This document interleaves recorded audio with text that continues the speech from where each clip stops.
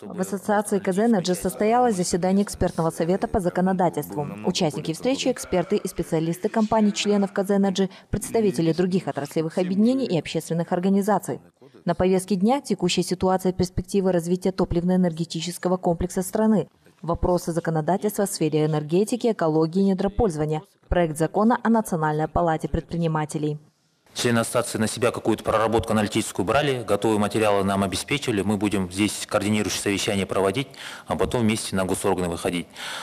Перед ассоциацией ставить только, скажем, тему, вот такой-то вопрос проблемный, у нас ресурсов не хватит все эти вопросы проработать. Недостатки в сфере законодательства о недропользовании могут повлиять на инвестиционную привлекательность геолого-разведочной деятельности добывающих компаний. Несмотря на существующие 3 крупных проекта Тенгиз, Кашаган и Карачаганак, на суше будет наблюдаться некоторое падение добычи нефти.